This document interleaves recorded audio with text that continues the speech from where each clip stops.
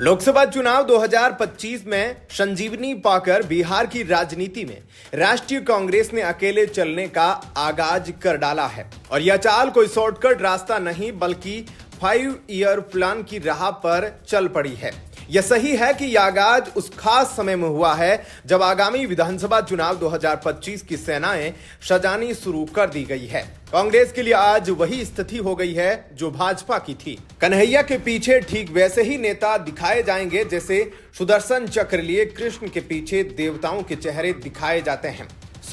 कई नेता आएंगे और कई आए भी। कन्हैया की पद यात्रा में कांग्रेस के पूर्व अध्यक्ष राहुल गांधी का बेगूसराय आना कोई परोक्ष रूप से वोट बढ़ोतरी का भले ही कार्य ना रहा हो, पर अप्रोक्ष रूप से कांग्रेस के उन कद्दावर नेताओं को संदेश देना था जो कन्हैया कुमार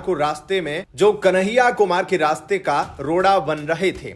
और राहुल गांधी ने कन्हैया कुमार के साथ दोस्ताना व्यवहार का जो आईना दिखाया है वो अपना काम कर दिया।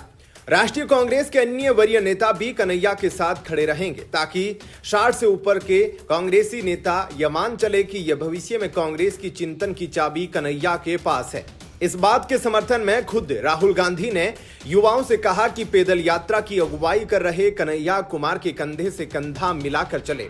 इस यात्रा की अगुवाई पार्टी के युवा नेता कन्हैया कुमार कर रहे हैं।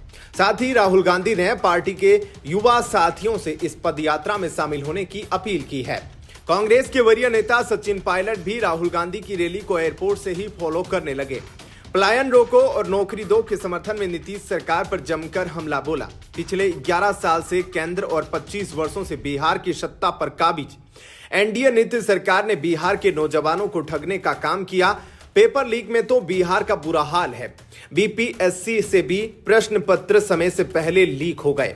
इन सब के कारण नीतीश सरकार की असमर्थता ने युवाओं के लिए पलायन के लिए भटकने को मजबूर किया।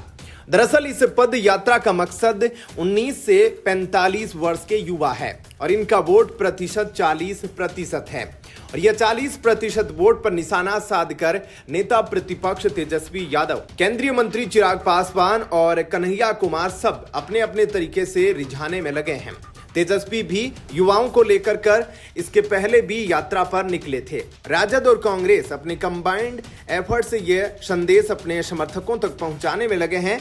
ऐसे में बिहार के वे बच्चे जो पलायन के शिकार हुए, जिन्हें नौकरियां नहीं मिल रही है, 40% समीकरण लिए यह बड़ा वर्ग किस करवट बैठेगा, किला फतेह भी उसी का होने वाला है।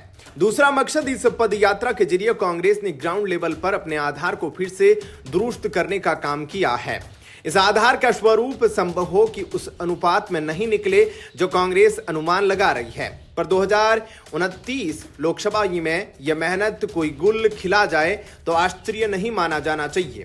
आपका क्या कहना है इस अपडेट पर कमेंट सेक्शन में अपनी राय जरूर बताएं। धन्यवाद। जय हिंद।